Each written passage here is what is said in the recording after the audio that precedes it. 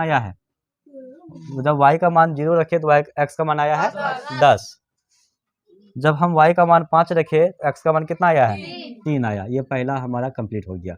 उनके बाद चलिए समीकरण 2 से, समीकरण 2 से देखो क्वेश्चन सेम है लेकिन इनका हल कहाँ जाके निकलता है, ग्राफ में। कहाँ निकलता है, ग्राफ में। तो अगर आपका ग्राफ सही से नहीं बनेगा तो हल इसका सही नहीं आएगा। चलो 3.2 का प्रश्न संख्या 1 का 2 नंबर, प्रश्न संख्या 1 का 2 नंबर, प्रश्न 1 का 2 नंबर सुनिएगा ध्यान से। अगर आप वीडियो में देख रहे हैं तो आपको यहाँ पे दिख जाएगा कुछ प्रश्न, ठीक है, फिर भी एक बार सुन लीजिए।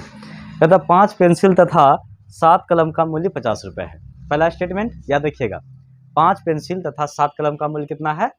अब इस थोड़ा सा आप ध्यान दीजिएगा स्टेटमेंट को पकड़ते कैसे हैं। ये एक प्रश्न दिया गया है ना, और इस प्रश्न में कहता है क्या 5 पेंसिल है और 7 कलम है।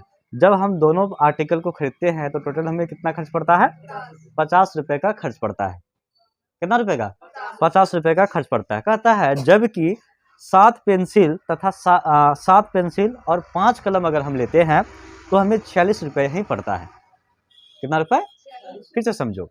एक व्यक्ति जाता है दुकान में और वह 7 कलम लेता है और 5 पेंसिल लेता है, और दोनों का जो कीमत होता है, दोनों मिलाकर वो जब लेता है टोटल कीमत उन्हें पड़ा कितना, 50 रुपये।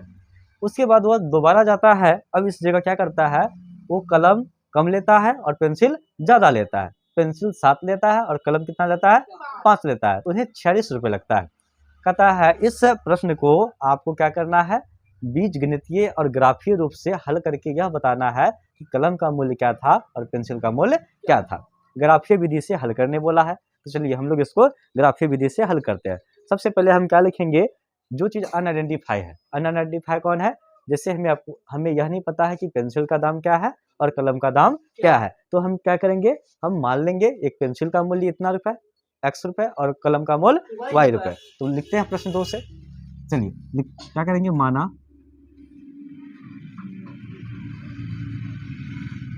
पेंसिल का मूल्य,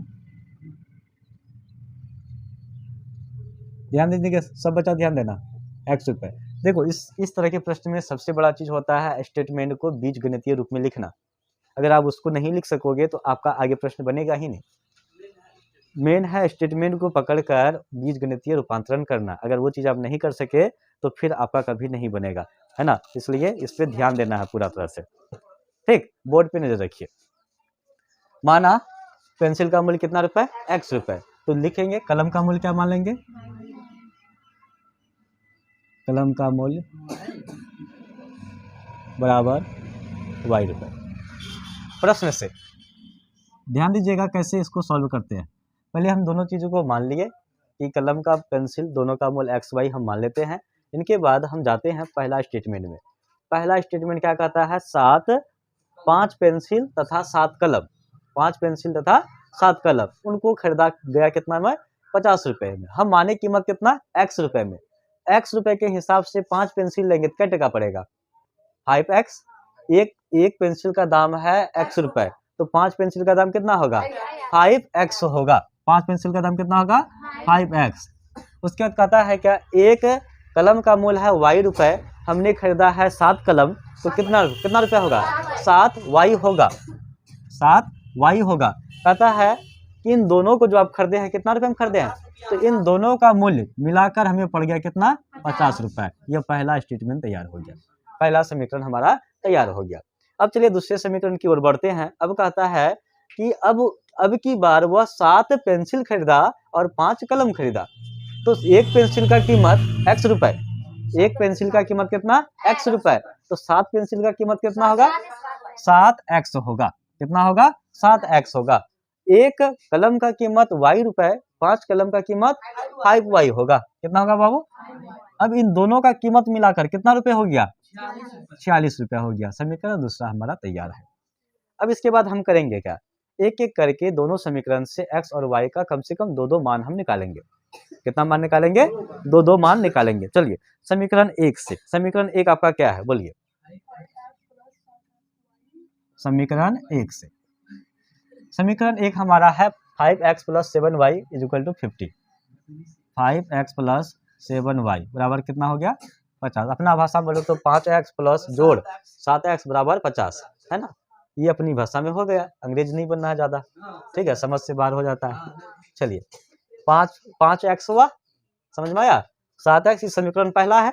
अब फिर से वही बात आपको याद रखना पड़ेगा, क्या रखना होगा कि जब भी हम किसी प्रश्न को ग्राफीय विधि में हल करने जाते हैं और एक्स वाई का मान निकालते हैं तो सबसे पहला काम होता है कि इसके दो चर में से एक चर को हम दूसरी साइड भेजते हैं। दूसरी साइड क्या करोगे, भेजोगे, भेज दो पड़ोसी के पास।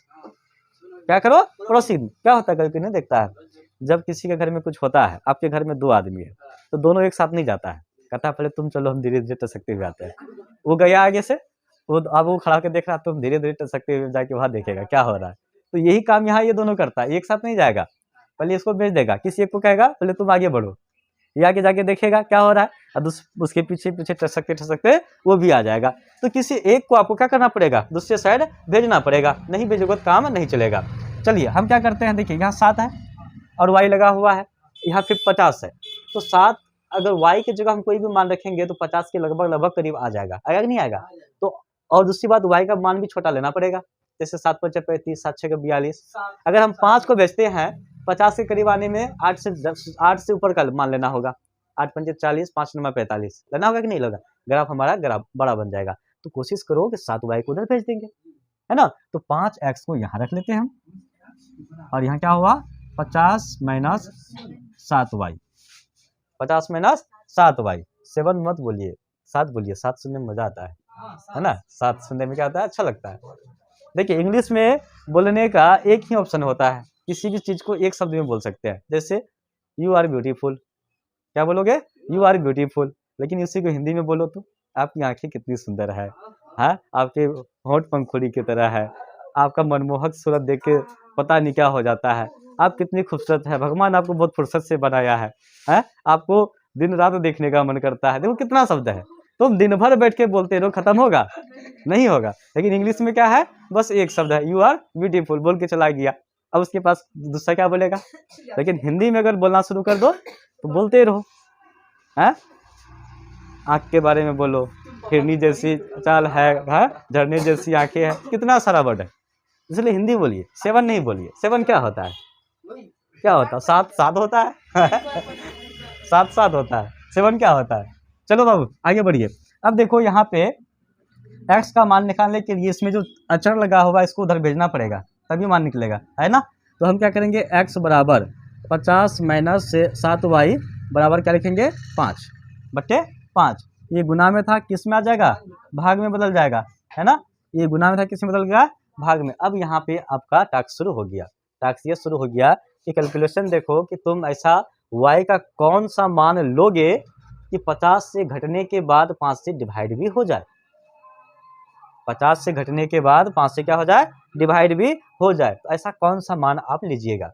तो सबसे पहला मान हम ले लेते हैं 0, y बराबर 0 पर, y बराबर 0 पर। तो x बराबर हो जाएगा 50 - 7, 7 गुना 0/5, 50 में 7 गया, 50 में 0 गया कुछ, 7 गुना 0 क्या हो जाएगा 0, 7 गुना 0 क्या हो जाएगा 0, 0 में 50 घटाओगे क्या हो जाएगा 50/5, कट के कितना हो जाएगा 10। x का मान कितना आ गया 10, पहला मान निकल गया, x का क्या हो गया, पहला मान निकल गया। उसके बाद फिर आप चलिए y बराबर 5 पर, y बराबर कितना 5 पर, तो x का मान क्या हो जाएगा, देखो 50 - 7 गुना क्या लिखोगे 5/5। देखो यही देखो रे, घटाओ तो 50 में 35 घट के कितना होगा, कितना बचेगा 15 बचेगा, कंफर्म हो 15/3, काट के कितना आया 3 आया। गलत क्या लिखवाता है, मेरा दिमाग हैंग करवाएगा तुम लोग, ये लड़की पागल है, पगला गई है, इसको सिखाओ कुछ, है कहाँ 5 है, हाँ तो वही तो नीचे में 5 है, सब मिलके उलझन में डाल देता है। चलिए 5 से काटिएगा, 5 तिया 15, कितना होगा 3 होगा। गुलबाब तुम पागल हो गया है, कितना मान आया 3 आया। चलिए अरे बाबू इसका चार्ट बना लो। तो देखो आप क्या किए हैं, x और y का मान निकाले हैं, निकाले हैं ना, x और y का मान निकाले, एक्स और वाई का मान निकाल लिए हैं, उसको आप बना लीजिए, चार्ट बना लीजिए। देखिए जब वाई का मान हम 0 रखे तो एक्स का मान कितना आया है। जब वाई का मान 0 रखे तो एक्स का मान आया है 10। जब हम y का मान 5 रखे x का मान कितना आया है 3 आया। ये पहला हमारा कंप्लीट हो गया। उनके बाद चलिए समीकरण 2 से, समीकरण 2 से देखो क्वेश्चन सेम है लेकिन इनका हल कहाँ जाके निकलता है, ग्राफ में। कहाँ निकलता है, ग्राफ में। तो अगर आपका ग्राफ सही से नहीं बनेगा तो हल इसका सही नहीं आएगा, और जो हल आएगा वो स्टेटमेंट को संतुष्ट करना चाहिए। ऐसे ही नहीं कि कोई भी हल निकाल के तुम दे दोगे। जैसे इससे पहले वाले प्रश्न में लड़का और लड़की की संख्या पूछा गया था कि नहीं, और 7 और 3 आया। तो जो प्रश्न कह रहा था उसको संतुष्ट किया या नहीं किया। कुल विद्यार्थी की संख्या कितना था, 10 था। 7 और 3 जोड़ के कितना होना चाहिए, 10 होना चाहिए। हुआ वो तो संतुष्ट हुआ। अब कुछ भी मान तुम लिख दोगे तो उसका ये नहीं होता है कि आप कुछ भी उतार के रख दिए, कोई भी ग्राफ बना दिए, स्टेटमेंट को संतुष्ट ही नहीं किया तो वो नहीं होगा। समझ में रहा है, जो मान आएगा स्टेटमेंट पे रखने पे वो संतुष्ट होना चाहिए। अगर नहीं हो रहा है तो फिर आपका पूरा का पूरा हिसाब ही गलत है। आगे बढ़ो, चलिए समीकरण 2 आपका क्या है, 7x + 5y बराबर कितना है 46। किसी एक को उधर भेजो, किसको भेजना चाहोगे तुम, y को भेजोगे, चलो भेज दो। 7x = 46 - 5y भेज दिए। x का मान कैसे निकालेंगे, 46 - 5y बट्टा क्या करना होगा, 7 करना होगा, है कि नहीं। चलिए y का कोई मान लीजिए, y बराबर क्या लोगे, 0 लोगे, नहीं सॉरी, y बराबर क्या लोगे। देखिए अब यहाँ पे हड़बड़ी में गड़बड़ी मत कर देना। पहले आपको यहाँ पे यह देखना होगा कि y का हम ऐसा कौन सा मान ले कि जो 46 से घटकर 7 से क्या हो जाए, डिवाइड हो जाए। क्या ले लेंगे, 3 लोगे 15 होगा, 46 से 15 घटाओ। देखो आप करके देखो, अगर वो घटता है 7 से कटता है तो सही है, नहीं तो फिर दिक्कतें हो जाएगी, है ना। चलिए y अगर 5 लेते हैं, देखो 5 25, 46 में 25 घटाओगे कितना बचेगा, 21 बचेगा। 7 का क्या हो जाएगा 21, तो y बराबर ले लो 5 पर। तो x का मान हो जाएगा 46 - 5 × 5 बट्टे क्या होगा 7। x बराबर 5 25, 46 में 25 घटाओगे कितना बचेगा 21। 21 बट्टे कितना हुआ, कर दिया कितना बार में, 3 बार में। x का मान कितना आ गया 3, y का मान 5 लिए तो x का मान कितना आया 3 आ गया। एक मान और हमें निकालना है, एक मान क्या करना है और, तो फिर y पर आपको कुछ मानना पड़ेगा। फिर देखो अगर ऐसा कोई नंबर जिसको हम ले तो हमारा मान निकल जाए, कैलकुलेशन कीजिए। तो 21, पहले तो 21 आया, 7 से कट गया, दूसरा क्या लोगे, बोलिए। 8 × 7 = 56, 8 × 7 तो 56 बनाने के लिए 5 को क्या बनाना होगा 10, 46 10 क्या होना 56 होगा ना, 46 10 क्या होगा 56। तो यहाँ माइनस है, क्या लेना होगा माइनस में, माइनस माइनस करेंगे तभी तो होगा। 2 किस में लेना होगा, माइनस में। लीजिए y बराबर -2, y बराबर क्या होगा, देखिए माइनस के लिए माइनस माइनस हो जाएगा प्लस, 46 और 10 जोड़ के क्या हो जाएगा 56। अगर y इसको प्लस में लेंगे तो ये माइनस में रहेगा, 46 में घट जाएगा 10, 36 हो जाएगा। इसलिए y का मान किस में लीजिए, ये हो गया x बराबर 46 - 5 माइनस का गुना 2 बटे क्या हो गया 7। देखिए माइनस माइनस क्या होता है प्लस, 5 × 2 10, 46 + 10 कितना होगा 56, 56 बटे 7, 56 बटे 7 काट दीजिए कितना बार में 8 बार में, 8 × 7 = 56। यहाँ x का मान कितना हो गया 8 हो गया। चलिए चार्ट बना लीजिए इसका,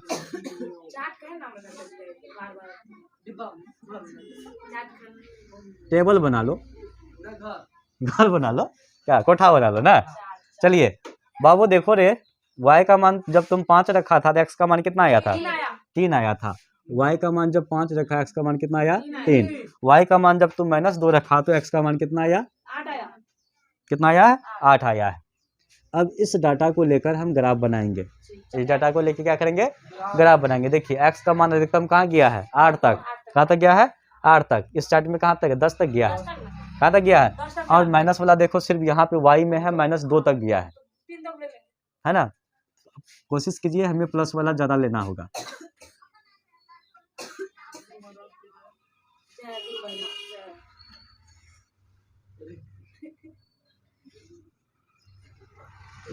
एक 2 3 4 5 6 7 8 9 और 10 माइनस वाला ज़्यादा से ज़्यादा 2 तक ही लेना है, जहाँ तक है वहीं तक लेंगे।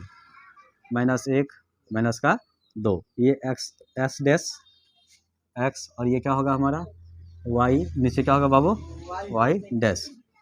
ऊपर भी ले लीजिए, वाई कहाँ तक ले लो 10 तक ले लो, 1 2 3 4 5 6 7 8 9 और 10। देखिए मेरे पास ज़्यादा संसाधन नहीं है, बोर्ड है, बोर्ड पे ही आपको मैं बता सकता हूँ। थोड़ा ग्राफ ऊपर नीचा हो जाता है तो आप दुख नहीं मानिएगा, तकलीफ नहीं कीजिएगा कि सर टेढ़ा घोचा क्यों हो जाता है ना। रोबोट होते तो फटाफट हम मारते हम, लेकिन गलती से इंसान हो गए तो टेढ़ा घोचा हो जाता है। पहला देखिए बाबू क्या है, x 10 है, y कितना है 0, तो y 0 कहाँ होता है कहता होते पीछे पे ओरिजिन पे ना, यहाँ पे y क्या होगा 0 और x यहाँ क्या होगा 10 है, तो ये बिंदु किसका हुआ x का 10 y का 0, लिख दिए यहाँ पे। अगला स्टेटमेंट में आओ, x है 3, y कितना है आपका 5 है, तो 5 यहाँ पे हुआ आपका और 3 आपको यहाँ पे हुआ। इस तरह से हम यहाँ पे मिला देते हैं। ये कितना है हमारा x है 3, y कितना है 5 है। इस लाइन को इसी तरह से आप ड्रॉ कर दीजिए। ये जो आपका लाइन है इसको क्या कर दो ड्रॉ कर दो, किसको इसको मिला दीजिए, इसको और इसको आपस में क्या कर देना है मिला देना है। तो चलो टेढ़ा घोचा हो गया, कोई दिक्कत नहीं। अगला बढ़िए आप, अगला हमारा क्या है x 3 है और y कितना है 5 है, तो यही बिंदु हुआ, यही बिंदु हुआ ना। यहाँ पे लिख दीजिए आप x 3 है y कितना है 5 है। दूसरा देखो x 8 है y कितना है -2, y -2 और ये कितना है 8 है, इस जगह पे हुआ है कि नहीं। और यह क्या किया, इस तरह से इसको मिलाएंगे हम। अरे जो एक समीकरण का बिंदु है उसको मिलाना है बस, एक समीकरण का जो बिंदु है उसको हम क्या कर देंगे, ऐसे इस तरह से ड्रॉ करके काट देंगे। देखिए ये समीकरण किसका था, ये था 5x + 7y बराबर कितना था 50 था, और ये समीकरण किसका है, यह रेखा किसका है 7x + 5y बराबर कितना है 46, ये दूसरे का समीकरण है। देखो यह किस बिंदु पे दोनों काट रहा है एक दूसरे को, 3 और 5 पे, किस पे काट रहा है 3 और 5 पे, यानी x का वैल्यू कितना है 3 और y का वैल्यू कितना है 5, यानी कि पेंसिल का मूल्य 3 रुपये है और कलम का मूल्य कितना है 5 रुपये। पेंसिल का मूल्य कितना हुआ, अब x बराबर कितना हुआ 3 और x कौन है पेंसिल, और y का मूल्य कितना है 5, 5 क्या है हमारा कलम, ये हुआ आपका पेंसिल और ये क्या हुआ कलम। देखो ये जो मान आया क्या इसको संतुष्ट करता है, क्या इसको संतुष्ट करता है। देखिए x का मान कितना है 3, 5 गुना 3 15, 5 गुना 3 कितना हुआ 15, और y का मान कितना है 5, 7 गुना 5 7 5 35, 15 यहाँ हुआ 15 + 35 कितना हुआ 50, यानी कि हमारा मान क्या है सही है। तो यह प्रश्न संख्या 1 का दूसरा जो क्वेश्चन था 3.1 का प्रश्न संख्या 1 का दूसरा क्वेश्चन, उसका जो आंसर आया ग्राफीय विधि से हल करके कितना आया है 3 और 5 आया। इस तरह के प्रश्न को आपको क्या करना है, सबसे पहले स्टेटमेंट को बीजगणितीय रूप में उतारना है, उस बीजगणितीय रूप से x और y का मान निकालना है, x और y का मान से आपको एक ग्राफ बनाना है, और जिस बिंदु पे ग्राफ काटेगा, जिस बिंदु पे ग्राफ काटेगा, देखिए यहाँ पे कुछ बच्चे को समझ में नहीं आ रही होगी कि सर कैसे पता चलेगा किस बिंदु पे काटेगा। देखिए जब आप इसको ग्राफ कॉपी में बनाओगे तो आपको पता चलेगा। जैसे यहाँ पे देखो ये x एक्सिस है, ये कौन सा एक्सिस है x, और ये क्या है y है। इसके ऊपर ऐसे जाएंगे तो यह किसको दिखा रहा है x को दिखा रहा है, और ये किसको दिखा रहा है y को दिखा रहा है, यह y को दिखाता है और ये किसको दिखाता है x को। तो देखो 5 के सामने और 3 के सामने इस जगह पे काटा है, यह 5 के सामने और इधर से 3 के सामने। तो हमेशा हम x को पहले लिखते हैं y को बाद में लिखते हैं। तो x का मान हो गया 3, y का मान हुआ 5। जिस बिंदु पे ग्राफ कटेगा आपका, जिस बिंदु पे वह एक दूसरे को प्रतिच्छेद करेगा वही आपका क्या होगा मान होगा। प्रतिच्छेदी रेखा हुआ, प्रतिच्छेदी रेखा का कितना हल होता है, प्रतिच्छेदी रेखा का कितना हल होता है एक हल होता है। अब देखो यह जो आपका बीजगणितीय व्यंजक प्राप्त हुआ है आपको, इससे भी आप यह पता लगा लोगे कि यह इसका कितना हल होगा, इनका अनुपात निकाल के। अगर आप चाहते हैं कि एक बार ट्राई करें कि हम पता कर ले जैसे आप देखिए कि यहाँ प्रतिच्छेदी रेखा बना, कौन सा रेखा बना है, प्रतिच्छेदी रेखा बना, यानी 100% इसका A1 बटा A2 B1 बटा B2 आपस में बराबर नहीं होगा। A1 बटा A2 B1 बटा B2 आपस में बराबर नहीं होगा। देखिए A1 का मान कितना है 5 और A2 का मान कितना है 7, ये कितना है देखिए 7 और 5, उल्टा है ना, अपोजिट है। देखो A1 का मान है 5, A2 का मान है 7, B1 का मान है 7 और B2 का मान है 5, क्या ये आपस में बराबर है, नहीं है। तो हम इसके अनुपात से भी पता लगा लेते हैं कि यह कैसी रेखा बनाएगी, प्रतिच्छेदी बनाएगी, समांतर बनाएगी या समानुपाती बनाएगी। अब आपके पास सभी तरह के डाटा है, आप एक प्रश्न से बहुत तरह का एनालाइज कर सकते हैं, बहुत तरह की चीज़ों को सोच सकते हैं, समझ सकते हैं। हमें सिर्फ समीकरण से ही पता चल जाता है कि ग्राफ कैसा बनेगा।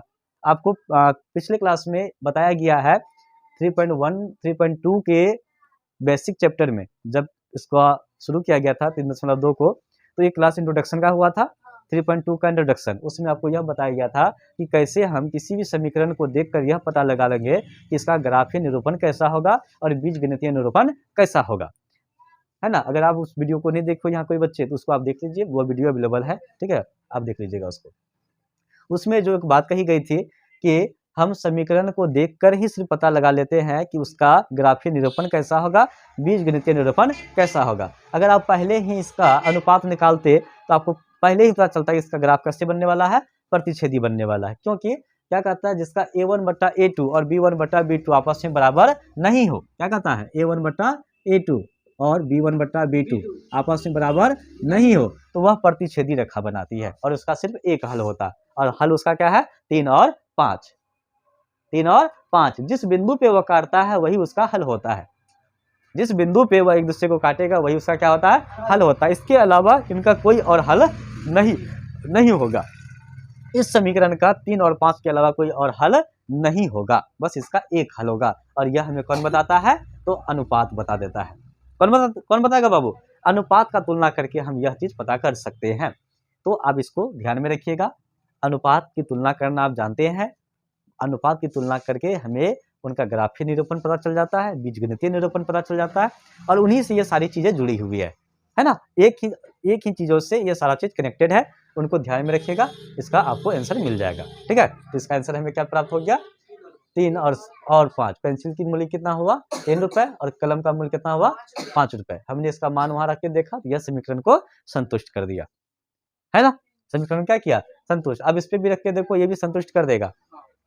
पेंसिल का मूल्य कितना है, 3 रुपए, 7 या 21, 5 25, 21 और 25 कितना होगा, 46, हो गया संतुष्ट।